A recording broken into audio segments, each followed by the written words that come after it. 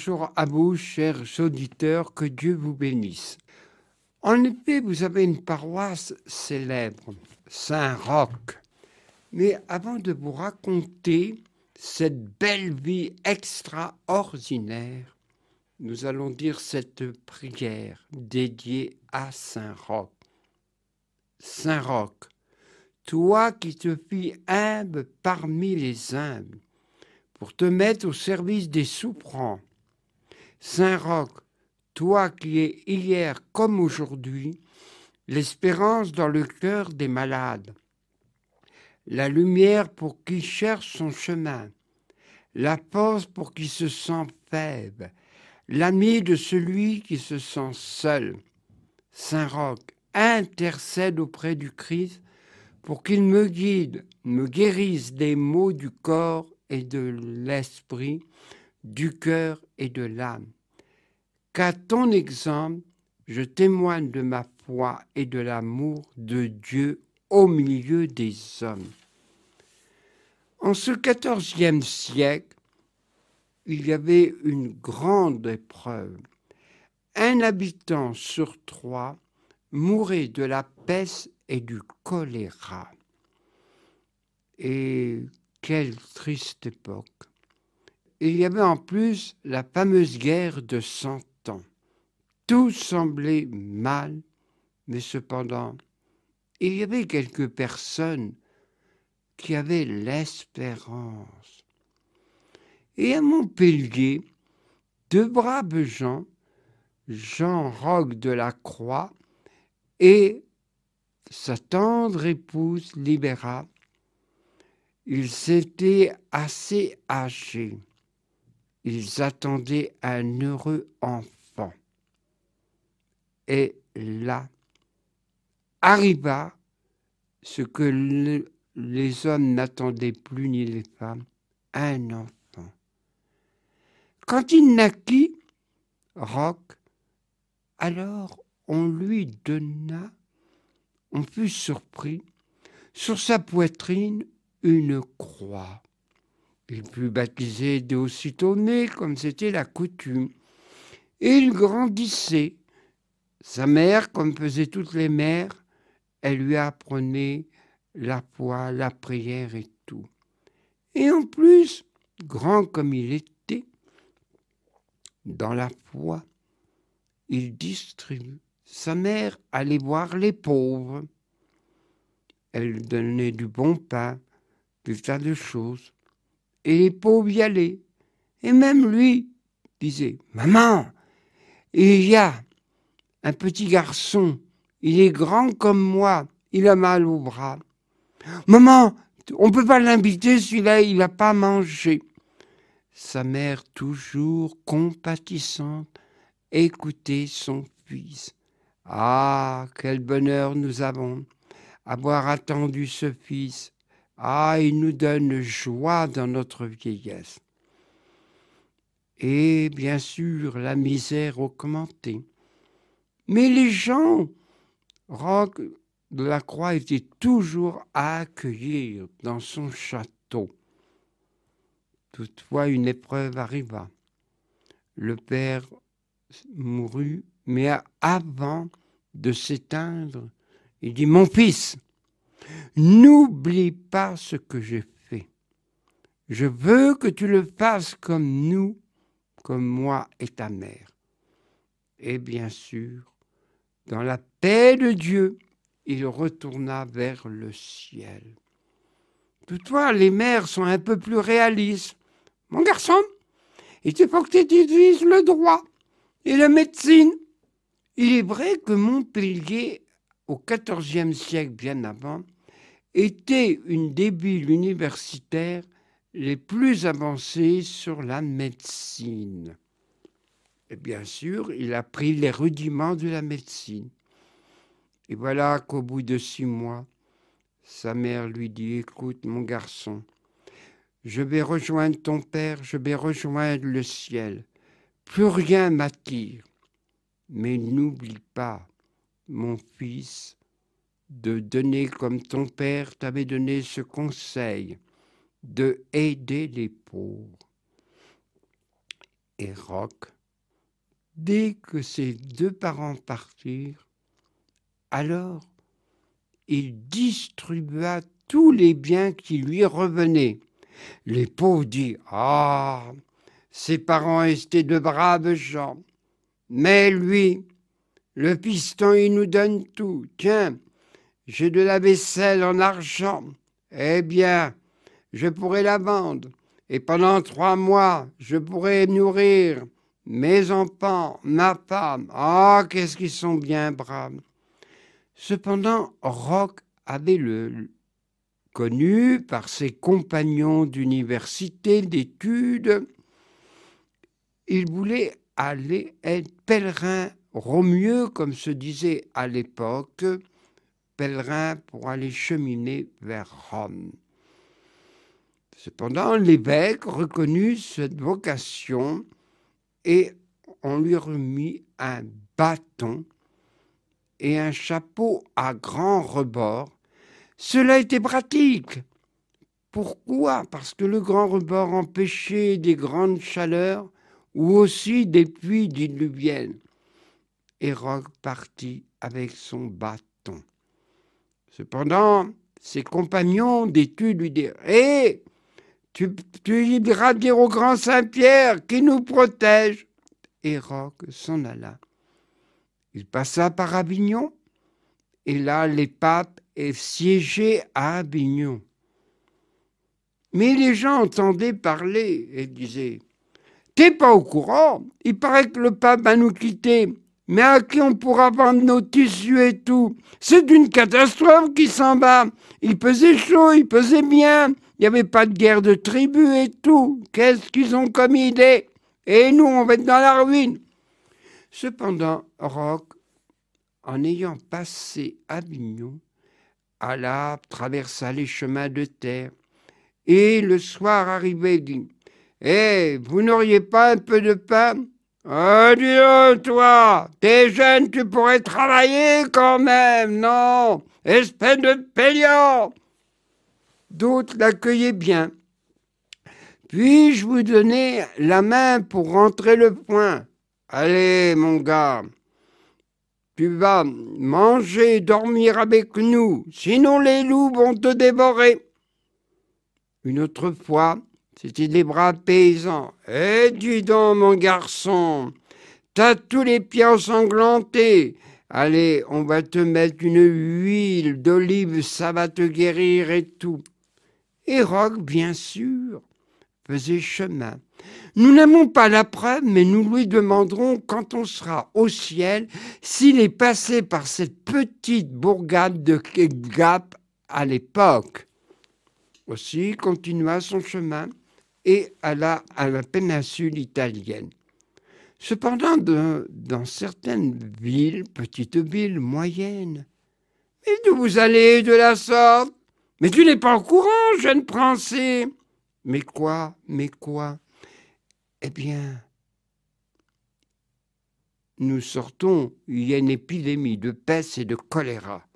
« Allez, viens avec nous. »« Non, non, non, non. » Il alla voir passer un monastère. « Et pourriez-vous me donner le gîte? Mais mon pauvre garçon, tu es jeune, tu pourras coucher dans le fossé. Nous, on abrite ceux qui ont la peste et le choléra. »« Ah, mais je vais rester. »« Oh, bah si tu veux, demain on te verra plus. » Bon. Et là, bien sûr, dès le lendemain, il soigna ses peaux et tout. Mais les gens disaient, mais qui c'est ce jeune garçon qui risque sa vie? Et puis vous savez, ça ne se dit pas, mais j'y crois. Il a guéri certains d'entre nous. Ah, puis alors, il est doux et tout. Ah, c'est du plaisir de le voir. Dès qu'on le voit, on ne sent plus sa souffrance. Et l'épidémie resta pendant 2 ans. Et bien sûr, les gens, la plupart, retournèrent au ciel.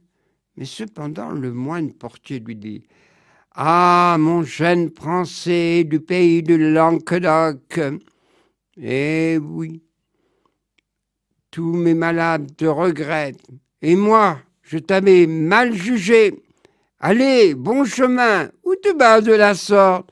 Je vais à Rome. Ah, ben il y a encore bien du chemin. Allez, que Dieu te bénisse. Et chemin faisant, et voilà qu'il y avait encore une autre épidémie de ci et de là, et il retardait ou détournait du chemin de Rome. Et arriva à Rome. Rome était une ville infecte. Il y avait les gibelins et les gobelins qui se bataillaient. En plus, il y avait les maladies, la famine et tout. Cependant, il pénétra dans cette ville de Rome, alla sur le tombeau de Pierre et aussi tous les catacombes de Sainte Priscille. C'était la coutume, qui n'était pas mauvaise. Il y avait la remise, le grand confesseur, un cardinal, pardonnait les péchés et on avait une indulgence première, une remise des dettes du purgatoire. Et là, bien sûr, voilà que le cardinal qui lui avait donné le pardon de la part de Jésus, allez vite me le chercher, je tombe malade, je vomis, vite me chercher un médecin. Mais aucun médecin ne voulait se déranger, car il était condamné. Mais les gens, ses serviteurs, avaient déjà repéré un homme. Oh, il n'était pas dans les auberges, il était toujours au fond d'une église, dans l'endroit le plus sombre. « Roch, viens vite! Notre maître est très malade et il n'y a que toi qui peux le guérir. » Roch suivit et vit ces princes de l'église. Ah! Et là, de sa présence, il le calma et passa une bonne nuit. Oh, je vais bien. Ce jeune Français, où est-il? Allez me chercher, je vais lui donner quelques écus. Mais lui, on ne le trouva pas. Il y resta quelques années à cette ville éternelle. Toutefois, une voix lui dit « Roch, il te faut retourner au pays de Languedoc. » Et il repartit. Mais en passant dans l'Italie du Nord, à Voghera, là, il tomba malade. Et il dut se cacher dans un bois. Il avait aussi attrapé la maladie de la peste. Mais Dieu intervint à sa manière. Tout d'un coup, il vit un chien. Wap, wap, wap, wap. Et il avait à sa gueule un bon pain croustillant. Oh Seigneur, les hommes m'ont oublié, mais toi tu as envoyé une de tes créatures, le fidèle chien. Cependant, le chien continuait d'aboyer. Wap, wap, wap. Et remuant de sa queue, lui fit comprendre qu'il y avait un petit ruisseau d'eau l'eau claire et naturelle passée. Ah oh, Seigneur, tu m'as donné le pain et l'eau. Béni sois-tu malgré les souffrances que je porte. Toutefois, le chien allait tous les jours et Godard, le Seigneur dit « Qu'est-ce que c'est que ce chien de voleur qui vole mon pain ?» Il le poursuivit à cheval, mais le chien continuait son chemin. « Et qu'est-ce que tu fais là encore à braconner dans mes terres ?» Mais Godard, le Seigneur, fut très impressionné. En effet, son regard, la colère de Godard baissa. Il lui dit « Mais qu'est-ce que tu fais là ?»« Eh bien, je prie le Seigneur. »« Ah bon ? Eh bien, dis-moi un peu. » Mais lui alla directement pour parler de Jésus. « Mais je n'ai jamais entendu parler de Jésus avec une tonne pervers. Et là, son cœur fut touché. Et lui dit, Roch, je vais être ton disciple. Non, non, non. Tu te feras pèlerin au mieux, mais je vais te donner une épreuve avant. Ce ne sera plus ton chien qui m'apportera le pain. Toi-même, tu iras faire l'aumône du pain.